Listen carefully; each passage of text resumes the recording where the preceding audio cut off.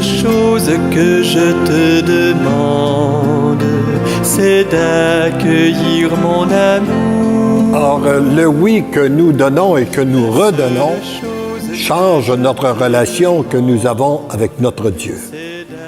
Et comme une image vaut, on dit qu'une image vaut 10 000 mots, je vais vous donner un peu ce que je comprends dans les différentes relations que nous pouvons avoir avec notre Dieu.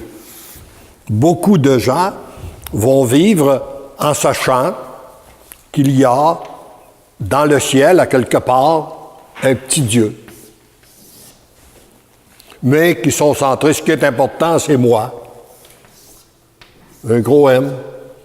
Moi, je prends beaucoup d'importance, puis à quelque part, dans le ciel, il y a un petit Dieu que je m'adresse de temps en temps, quand j'en peux plus, etc., etc. Puis d'autre part, ben, qu'est-ce qui est important?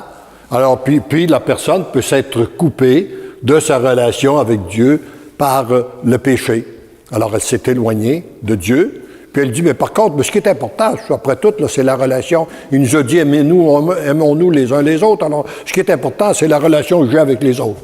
Alors moi, je m'occupe des autres. J'essaie d'établir une bonne relation avec les autres. Mais comme la personne est coupée de Dieu, la relation qu'elle établit avec les autres est souvent très, très, très, très chaotique et elle est très, très difficile. Elle établit souvent une relation de conflit parce qu'elle n'est pas branchée sur la source de l'amour qui est Dieu et elle essaie par elle-même de devenir, d'être quelqu'un, de produire de l'amour avec l'autre et puis ça produit peu de choses. Ça, pour moi, c'est un type de relation qui existe malheureusement beaucoup dans notre société. Les gens vont savoir que Dieu existe. Oh oui, moi je crois que Dieu existe, là, mais il est loin, à quelque part, dans le monde. Alors lorsqu'on passe, par exemple, comme on l'a vu hier, par le sacrement du pardon et qu'on est réconcilié avec notre Dieu, à ce moment-là, Dieu prend plus d'importance. Moi, j'en prends moins. Et puis, j'établis une relation. Il y a une relation qui s'établit avec Dieu. Je le prie, je communique avec lui communique avec moi. Et dès que je fais ça, que je rétablis ma relation avec Dieu, ça me permet ça vient aider à ma relation avec l'autre. La relation qui va s'établir avec l'autre devient plus harmonieuse parce que j'ai plus de paix en moi, j'ai plus de joie, Mais ça ici, je suis dans une relation à distance. Dieu est là, moi je suis là. Hein? Et par contre, c'est ce qu'on appelle la relation de l'alibi. Dieu est en haut, moi je suis là. Saint François de Sales disait, quand tu commences à prier, tu pries un Dieu qui est en haut, qui est loin. Continue à prier, tu vas découvrir un Dieu qui est au-dessus de toi, mais qui est très près de toi. Continue à prier, puis tu vas prier un Dieu qui est assis à côté de toi. Et continue à prier, tu vas prier un Dieu qui est en toi. Alors, voyez-vous la différence. Mais on peut situer cette relation avec de trois manières. Alors, si je continue à prier, que je donne mon oui au Seigneur, je peux avoir une relation d'alliage. À ce moment-là, qui est beaucoup mieux qu'une relation d'alibi, où je me retrouve collé. Mon petit M ici, là, il est collé sur Dieu. Je suis très, très près de lui. Mais il y a lui, puis il y a moi. Tu sais, l'alliage, là, pensez par exemple aux métaux. Vous avez des bijoux en or et argent. On reconnaît, ils sont alliés un à l'autre, mais on reconnaît très bien ce qui est or, on reconnaît très bien ce qui est argent. Ils ne sont pas fondus l'un dans l'autre. Ils sont différents. Alors, on peut avoir une relation très étroite avec notre Dieu, comme ça, dans laquelle on est, mais nous, moi, je reste moi, puis Dieu est Dieu, puis on a une relation étroite l'un à l'autre. Et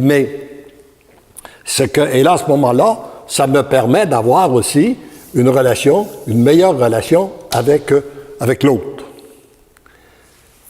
Mais lorsqu'on lui donne un oui total, lorsque notre oui est réellement total, inconditionnel et irrévocable, ou lorsqu'on accepte de mourir à notre volonté pour que sa volonté, que ce soit la sienne, on devient dans une relation d'alliance avec notre Dieu.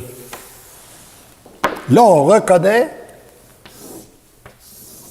que Dieu devient très, très important, et moi, je me situe, mon petit M, là, il se resitue à l'intérieur de Dieu. Puis, il y a l'autre qui est ici. Alors là, ça me permet d'avoir une relation beaucoup plus étroite avec l'autre, une meilleure communication. Je suis, autrement dit, fondu dans la volonté de Dieu. Ce n'est plus moi, comme dit saint Paul, ce n'est plus moi qui s'exprime, ce n'est plus moi qui vis, c'est le Christ qui vit en moi. Et moi, je vis dans le Christ. Alors, voyez-vous, cette relation d'amour-là, les choisis de Jésus qui sont appelés à vivre. Relation très, très, très étroite, c'est-à-dire non seulement étroite, mais fondue dans le plan de Dieu. Et ça change aussi toute notre relation avec les autres. Parce qu'on ne les voit plus du même œil. Moi, je suis tellement convaincu de cette situation-là que si je vis une difficulté avec une personne, je pense que je vous l'ai dit, je vous le redis, je ne cherche pas à travailler à améliorer la situation avec la personne, je retourne vers Dieu pour lui demander qu'est-ce qui bloque en moi?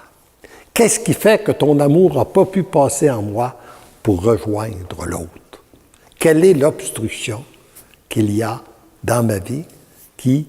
Alors, c'est ce que nous sommes appelés à devenir réellement, pour devenir des êtres d'amour, pour que son amour circule pleinement en nous, il faut être fondu en lui. Il y a une autre image qu'il donnait dans le volume, puis très souvent, nous travaillons un peu comme ça. Imaginez que vous êtes avec votre gobelet à côté de l'océan. Et l'eau de l'océan est très pure. Mais votre eau, elle est polluée. Alors, vous voulez purifier votre eau avec l'eau de l'océan. Et vous prenez un peu d'eau de l'océan, puis vous la mettez dans votre gobelet.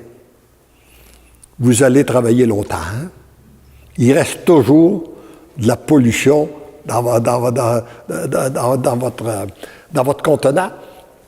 Et puis, tandis que si vous prenez votre gobelet et vous le versez dans l'océan, vous le jetez complètement dans l'océan et après, vous reprenez l'eau de l'océan.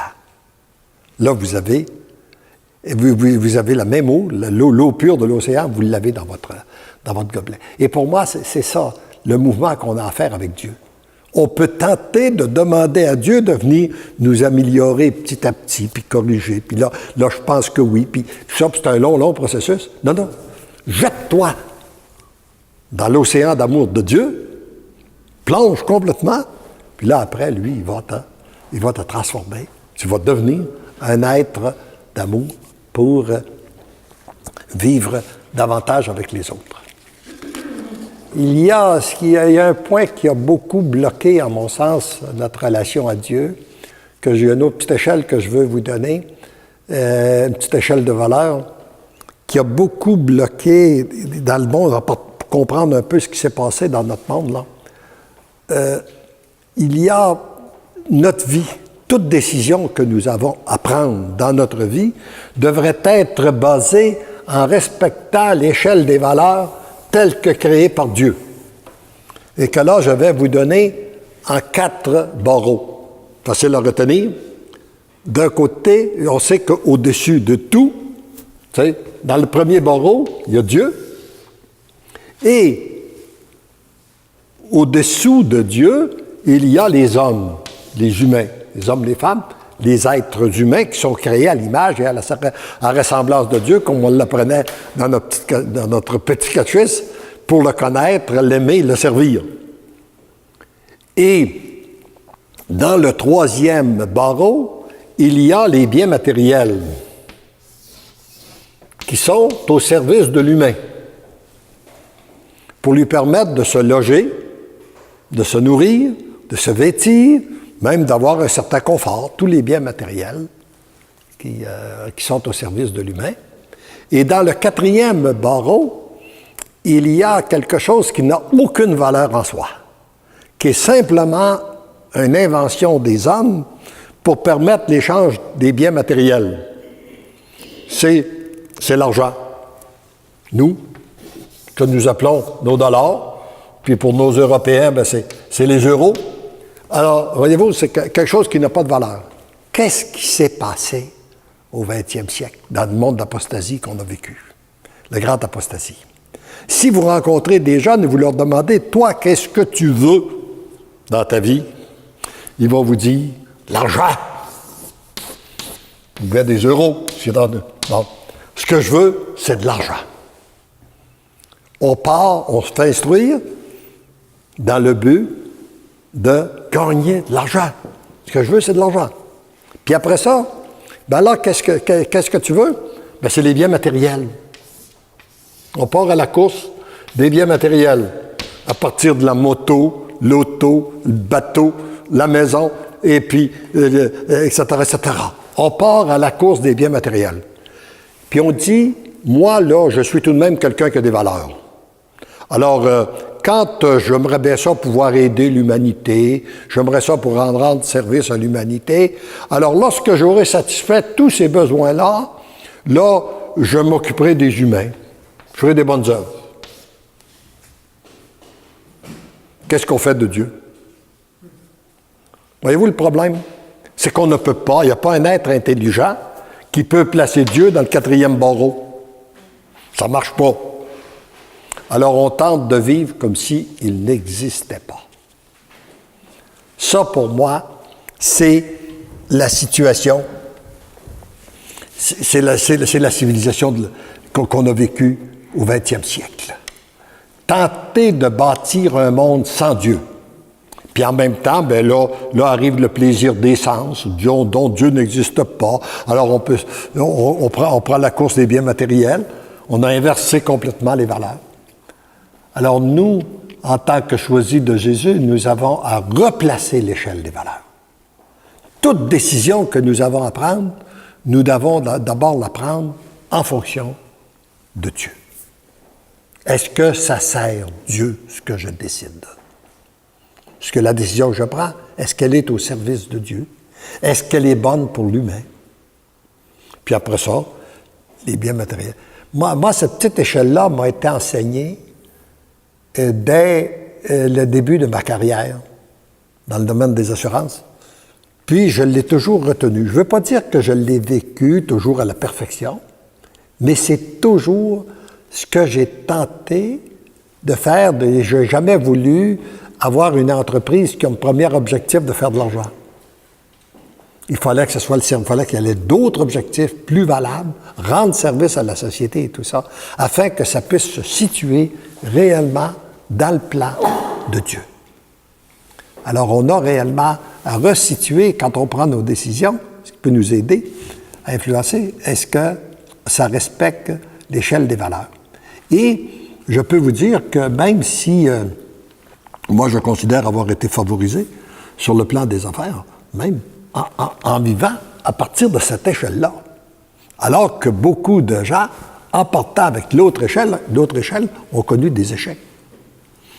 Ont connu des échecs plus sérieux, soit parce qu'ils ont brûlé leur santé parce que la course d'argent était trop forte, la course des biens matériels était trop grande. Ils ont brûlé leur famille. Enfin, regardez tous les échecs. Tu sais, quand on respecte pas cette échelle de valeur-là, on s'expose réellement à des difficultés. À court terme, ça peut paraître que la personne va connaître un succès plus grand parce qu'elle ne fait que travailler, par exemple, c'est à la course de l'argent, puis on retrouve la même chose d'ailleurs dans les dieux de sport et tout ça. Là, fait que les gens se sont trouvés. Et là, on s'est fabriqué, en même temps qu'on a vécu l'échelle inversée, on s'est fabriqué une multitude de faux dieux. On est à la course actuellement, une multitude de faux dieux, des dieux vedettes, là, des sports, et puis des dieux vedettes et tout ça. Là on cherche partout, là, on montre quelqu'un, là, puis on est à la course de ça parce qu'on n'est pas branché sur le vrai Dieu. Alors on a traversé cette échelle de valeur-là. Maintenant,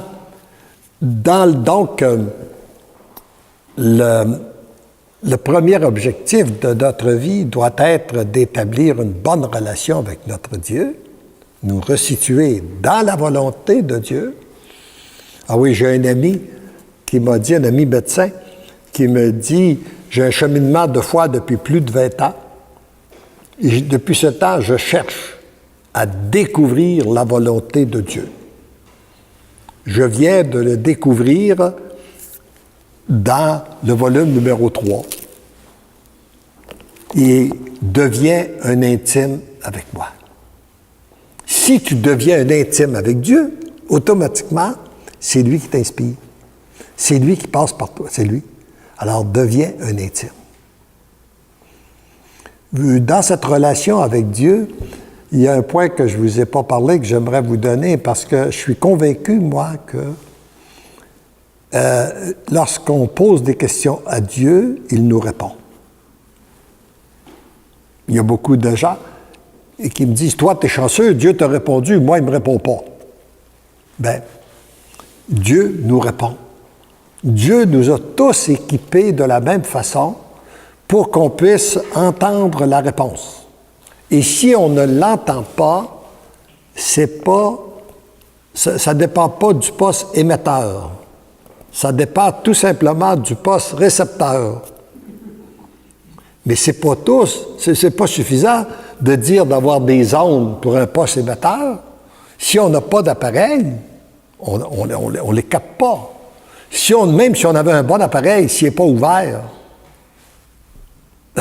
on ne l'entendra pas. Puis s'il est ouvert, puis il n'est pas branché sur les bonnes ondes, on ne prendra pas non plus.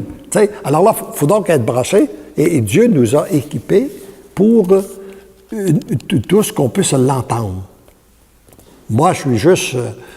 quand j'ai bâti mes bureaux d'assurance, la première chose que je faisais, c'était d'installer dans une succursale, c'était d'installer un téléphone, m'assurer que la personne avait un téléphone pour que je puisse communiquer avec. Ça paraissait important. Aujourd'hui, on l'a installé avec Internet aussi, là. Mais avec un téléphone. Mais ça ne se peut pas que Dieu nous a créés et puis qu'il ne nous a pas équipés pour qu'il puisse communiquer avec nous. Et pour l'entendre, il faut d'abord être disposé à l'entendre. Vous savez, très souvent, on pose une question au Seigneur, mais on a décidé de la réponse. Alors, le jour où on a décidé de la réponse, il n'y a pas besoin de nous répondre. Tu l'as décidé, bien fais-le. Il faut être prêt à accueillir la réponse, même si elle était contraire à la nôtre. Et il va nous répondre, puis il y a 3 manières de nous répondre. Retenez qu'il y a toujours 3 manières de nous répondre. Il nous répond ou bien par inspiration, ou bien à travers les autres, ou bien à travers les événements. Et des inspirations, vous en avez tous eu. Qui de vous n'a pas été inspiré par le Seigneur? Juste le fait d'être ici. Le Seigneur vous a inspiré de répondre oui, comme il m'a inspiré moi. de répondre oui à l'invitation qu'on m'a fait d'être ici. Vous aussi. Donc, on a reçu la même inspiration. Lorsqu'on n'entend pas, parfois, il nous parle à travers les autres. Et c'est là encore, il faut être disposé. Il fait un peu comme on a fait quand on a élevé nos familles. Nous avons une petite fille de 13 ans qui est en pleine crise d'adolescence. Puis les parents passent par la grande sœur de 18 ans, puis lui disent « Parle-lui donc ». Je pense que si ça venait de toi, là, elle comprendrait. Alors le Seigneur, il fait ça avec les autres. Quand on lui a posé la question, il nous répond à travers les autres. Puis des fois, ça peut être un enfant. Ça peut être une tierce personne, ça peut être quelqu'un qui ne pratique pas du tout. Puis il va tout à coup, on a posé la question, puis la personne vient nous dire « Toi, il me semble que tu devrais faire ça. » Tu sais? Je regardais, des fois, ça prend du temps, il faut accepter. Moi, il y a une question que je me posais que j'ai posée au Seigneur depuis l'apparition de ces volumes-là. Je me disais, quand j'ai vu qu'ils se diffusaient rapidement, je me suis dit, mais est-ce que c'est une flambée? C'est quelque chose qui va être passager ou c'est quelque chose qui va demeurer? Puis je n'avais pas de réponse. Poser la question au Seigneur, je n'ai pas de réponse. L'an passé, il m'a répondu par le cardinal de la Lettonie. Sans que je lui ai posé aucune question, il me dit, ces livres-là vont être traduits encore en beaucoup d'autres langues et ils vont être en demande pour des générations à venir. Bon. Le Seigneur venait de me répondre. Il venait d'avoir la réponse, voyez-vous. Et le Seigneur, comme ça, nous répond. L'autre élément qu'il nous parle beaucoup, c'est si on a ceux qui ont l'avantage de vivre en couple, le Seigneur, il nous parle par nos épouses. Je vais vous dire ça, messieurs, là. Le Seigneur nous parle par nos épouses. C'est important qu'on soit attentif. Et puis, on peut très bien aussi demander au Seigneur de nous confirmer par ce qu'il veut qu'on fasse par notre épouse. Alors, ça crée l'unité en même temps du couple. Le Seigneur ne veut pas désunir ce qu'il a uni. Il y a les grâces du sacrement de mariage. Mais vous, mesdames, n'oubliez pas qu'il passe par vos maris aussi. Alors, il faut être attentif à ce que les autres nous disent. Et donc, le Seigneur nous parle comme ça, les uns à travers les autres. À l'intérieur de la communauté religieuse, c'est la même chose. Il vous parle les uns aux autres. Et là où il m'a parlé très fort à travers les autres, moi que j'ai reconnu, là, je peux vous donner des points peut-être pour vous aider aussi à le reconnaître. C'est que nous avions un cheminement de foi depuis longtemps à partir du Père Jean-Paul Régimbal et nous cheminions avec un groupe qui était situé sur la Rive-Sud à Montréal. Et un jour, il y a des gens qui donnent leur mercredi à la prière. Je rencontre un type qui est à la retraite, qui me dit, moi, je donne maintenant mes mercredis à la prière. Puis là, il me parle de tous les bienfaits que ça lui avait accordé et tout ça. Puis on prie en réparation de la violation du jour du dimanche, etc., etc. Puis il dit, après qu'il m'a donné son témoignage, il dit, tu viens pas avec nous? Ben, j'ai dit, non, je travaille, moi. Alors il me dit, et puis par après, je rencontre une autre personne qui est dans une semi-retraite, qui me parle aussi des bienfaits des mercredis de la prière et qui m'invite. Alors je lui réponds la même chose, ben non, mais moi, toi, tu es dans une semi-retraite, t'es bien mieux de prendre une journée pour aller prier que d'aller jouer au golf, là, je suis bien d'accord avec ça, mais moi, je travaille. Et après, c'est une troisième personne, là, j'ai dit encore que je travaille, mais je l'ai dit moins fort, parce que je regarde la personne en avant de moi, puis il est un peu plus jeune que moi, puis lui aussi, il travaille. Alors, là, quand je me suis retrouvé seul, j'ai dit, Seigneur, est-ce que ça se peut que ce soit toi qui m'interpelle pour les mercredis de la prière? Alors que moi, ça fait des années que je te dis oui, oui, oui, Seigneur. Moi, demande-moi ce que tu voudras, c'est oui. C'est sûr, là, je t'ai donné mon oui, puis fais ce que tu voudras. Puis là, ça serait toi qui m'invites, puis je te dis non. Mais j'ai dit là, si c'est toi, Seigneur, là, j'ai besoin d'une vraie confirmation. Je ne veux pas me tromper. Je me suis même inventé un mot. J'ai dit, je ne veux pas une petite confirmette. Parce qu'il m'était apparu, parfois, que je croyais que ça venait du Seigneur, puis après, j'ai dit non, je me suis trompé, ça ne vient pas de lui. Alors là, j'ai dit, qu'est-ce que je peux lui demander pour avoir une vraie confirmation? Bon, ben j'ai dit, j'ai appris que, comme je vous l'ai dit, quand ça vient du Seigneur, c'est simple. Alors, c'est pas compliqué. Alors, si ça vient de toi, d'abord, premièrement, ça ne sera pas compliqué. Comment ça peut se faire pour ne pas être compliqué? Tu vas dégager mon agenda. Personne ne va me demander pour des rendez-vous le mercredi. Mais là, je lui mettais la barre assez haute, tout de même pour vous situer, parce que à l'intérieur de mon entreprise, j'avais 20 bureaux d'assurance et je faisais affaire avec une vingtaine de compagnies. Alors, je n'ai pas besoin de vous dire que les agendas se complètent. Alors là, j'ai dit, mais par quoi? J'ai dit, après, j'ai dit, ça peut arriver. Il y a une journée qu'on a de libre, ça arrive, qu'on n'a pas de rendez-vous, mais c'est la seule journée que nous avons pour disposer de nos dossiers. Parce qu'on a été en entrevue la veille, puis les dossiers se sont accumulés. J'ai dit, deuxième confirmation, ça y est. Pas un dossier en suspens le mardi soir, si tu veux que j'aille, que je te donne mes mercredis à la prière. Alors là, aussitôt que j'ai posé la deuxième question, je me suis dit, pour moi, là, je n'entendrai plus parler des mercredis de la prière. Moi, ça va être réglé. Et là, le mardi soir de la semaine suivante, tout de suite, dès le mardi soir, comme à l'accoutumée, je regarde mon agenda pour voir si j'ai un rendez-vous tôt le lendemain matin.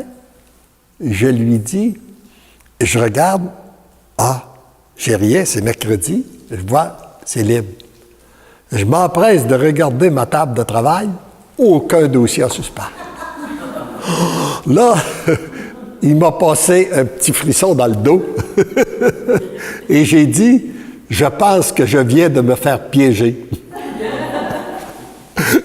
J'ai dit, je pense que Seigneur, là, tu m'as. Mais en m'en allant à la maison, je me suis dit, bon, ça va être une journée, je vais prendre une journée de vacances. D'abord, je vais prendre une journée de repos. Je n'ai pas de rendez-vous, puis ça, je peux la prendre. Puis je vais répondre à son invitation.